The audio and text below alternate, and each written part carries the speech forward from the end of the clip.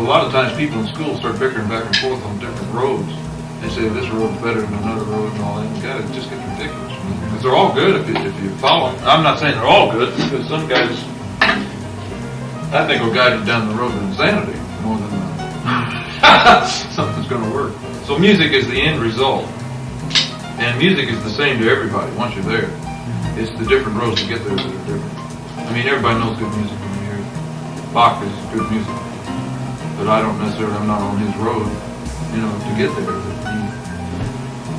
When it's there, that's all.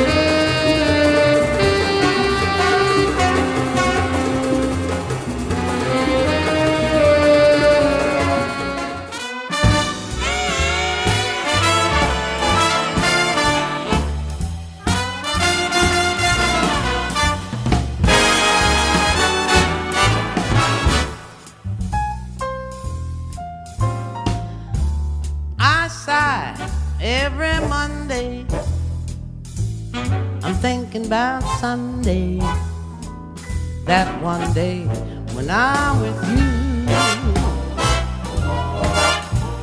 and I sigh every Tuesday, I cry all day Wednesday. Oh my, how I long for you. But then come Thursday, gee, it's long and never goes by. Friday makes me feel like I'm gonna die. But after payday,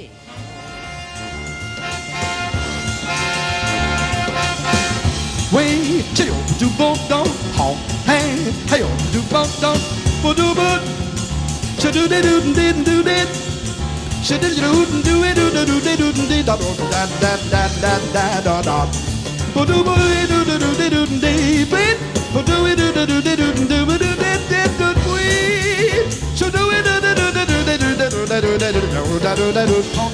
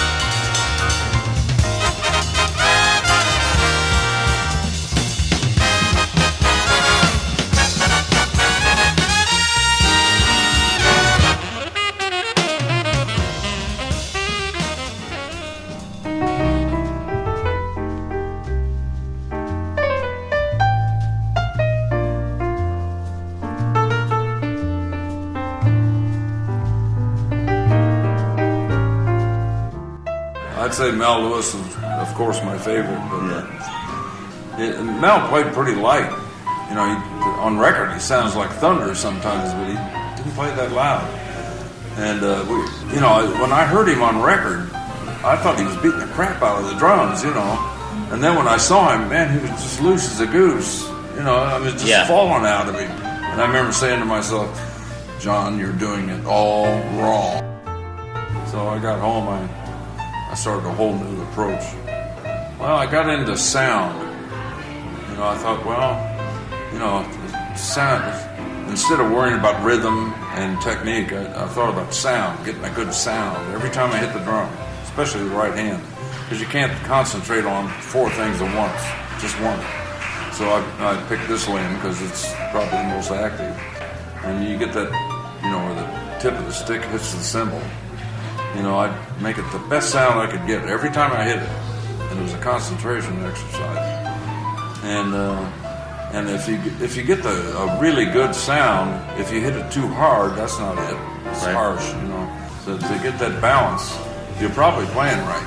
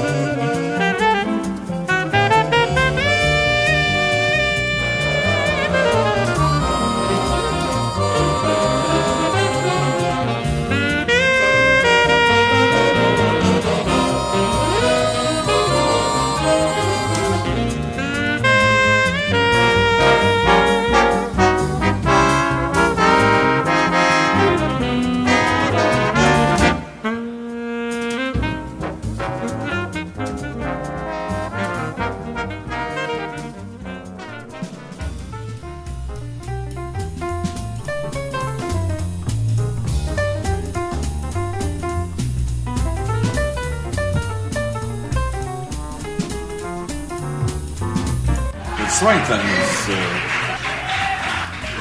lot of people say, well, that's just because you're from a different generation, but I don't think so. I think that swing beat is more conducive for art. You know, I'm not saying that you just because you play that, you're going to be in the realm of art, but I think it can get you there. Well, because eighth notes have a way, straight eighths, have a way of putting you, and it's a good box, man, I must say. It's hot, you know, but it feels good, but it's kind of a box, you know, and it's hard to break free of it. Well, you got eighth notes, and then you got 16th notes and 32nd notes, and that's about it.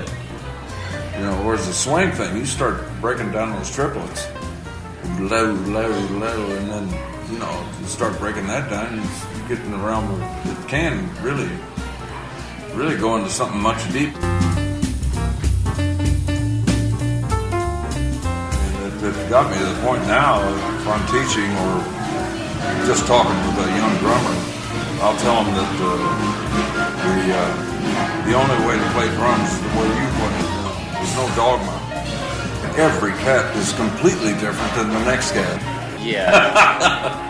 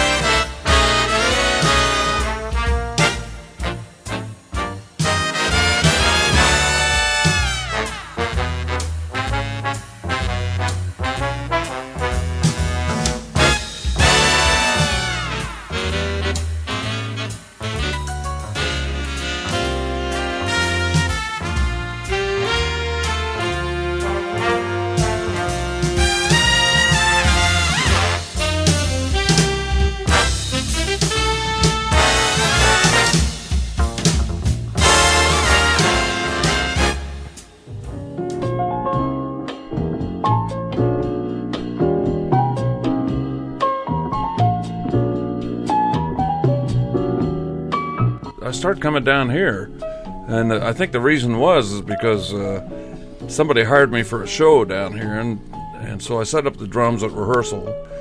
Al Norrie, Don Johnson were in the trumpet section, Rudy Minetti.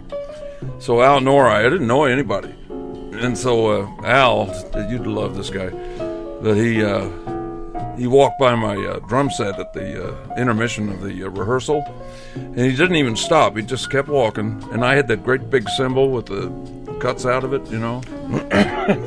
He didn't even look at me. He just kept walking. He says, "Was a dinosaur been scarfing on your cymbal, man?" So I said, "I got to move down here. These are my people." So it was basically that. So I was trying to remember, was it 77 or 78 that the big band got started? It was 80, wasn't it?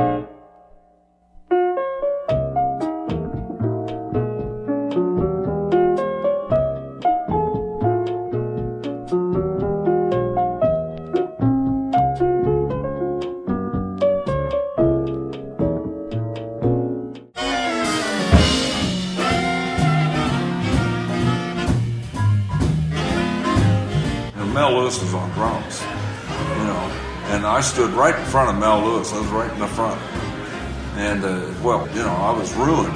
You know, forget it. I never talked to my date once. I apologized to her afterwards, but I wasn't about to leave that standing position up there, because if you did, you'd lose it. And the band was so hot, you know, and those sounds. I mean, my God, it transformed me. I'm a good teacher because I know what it's like to be a tight-ass son of a bitch. Whereas Mel Lewis, he's not a good teacher because he don't even know what it's like to play tight. He never did it. So how can he possibly know? All he can do is criticize, you know, but he wasn't afflicted with tightness like I was. So I know what it's like. I know what you're into. So, like when I was playing last night, by nature, I'm a tight cat. I have to work on myself to get loose. You know? So he was just sitting there and he just hit that thing and it explode, you know? So it's how you hit him. It's an uninhibited stroke. Goes right through the drum. It's just like a baseball bat. Ball through.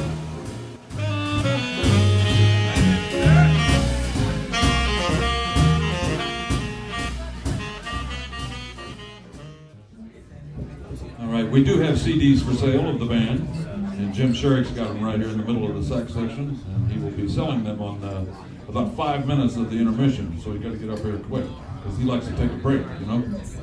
So we're going to do one more here before we take a break. This is Alan Faust, Cold Tater Stomp.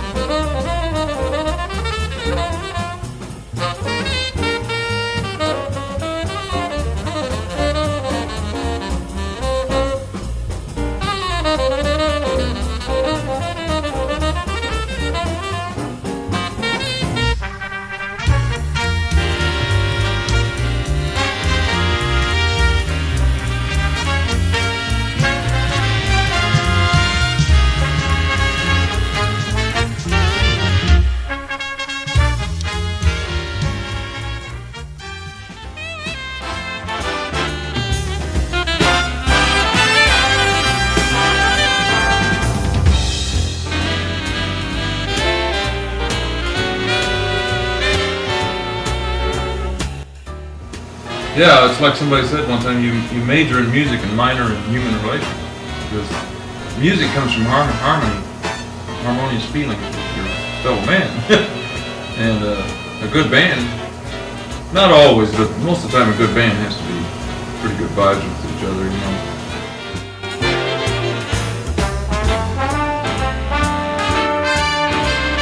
Well, see, you'll find out, you'll have a great respect for leaders after this. Because all the things I never liked about leaders, I found that when I started up, I did it myself. All the things I thought leaders were dumb about, I did the same thing. Because you're not protected by a leader now, so you're the leader. You take the brunt of everything, man. I mean, every little thing that comes down, you'll feel it in your nervous system. Whereas the sideman doesn't. He just wants to play, man. You got to screw with the boss that's giving you a lot of grief about what you're playing. People are giving you grief. And you worry about the musicians because they're bitching about this and that.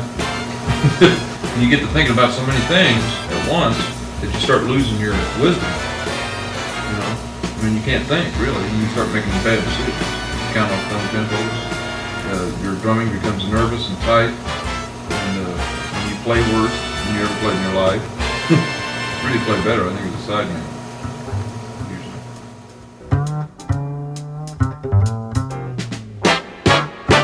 See, if you had an audience every night that you were playing for, and you were playing the music you want to play, you'd see that reaction. This is a beautiful business, this jazz world, I'm telling you. Or playing on a bandstand. If you're playing something you halfway enjoy, it's really, there's nothing like it anywhere, because you get a completeness, a feeling of completeness that I don't think you get from hardly any other profession. And it's because of that live, immediate contact with an audience with an art. Bang, and then you get it back. You know, it's constant. Especially jazz.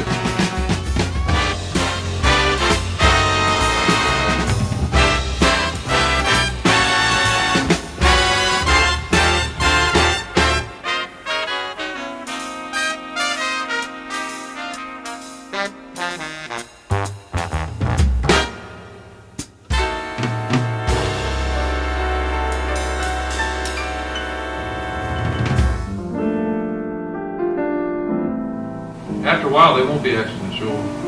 You'll find that that'll organize itself. This piddling will start to organize itself. And it'll actually be things that you can do that are just for you. And you got them from piddling around. Let's say that to a casual observer just watching you, you know, if you're, people seem to think that you're really putting in good time if you're up there practicing out of a book and doing your job as, you know, if you practice 4 hours out of a book and really got into it and did it, they think, boy, he really is dedicated. You know, I can sit at the piano and just junk around on the piano, just fool with a chord or a note here, that's how I learn, you know. Jazz comes from screwing around and experimenting. Just the experimentation of playing the jazz attitude is infinite. I mean, you can really get into all kinds of worlds. Jazz is a good word. It just means this to the legitimate world. But I think both worlds, when you get geniuses in the classical world and geniuses in the jazz world, they respect each other. But they don't come from the same place. They ain't coming from the same attitude at all. It's definitely a different road. Both roads are good, they're just different.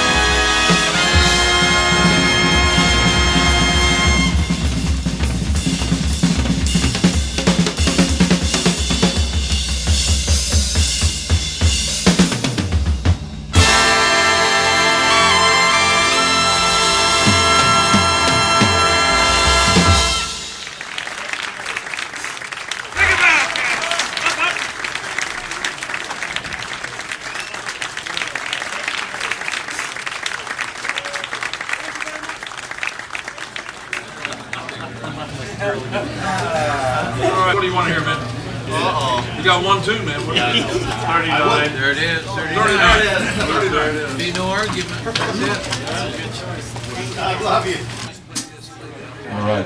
I think we got enough blood in this for one more tune. I mean, these guys got day jobs, man. We have to, Yeah. All right. So here it is. Matt Harris. He write this thing? Okay. Just in time. And after that, we're gonna go home and go to bed. All right. So just in time by arrangement by Matt Harris.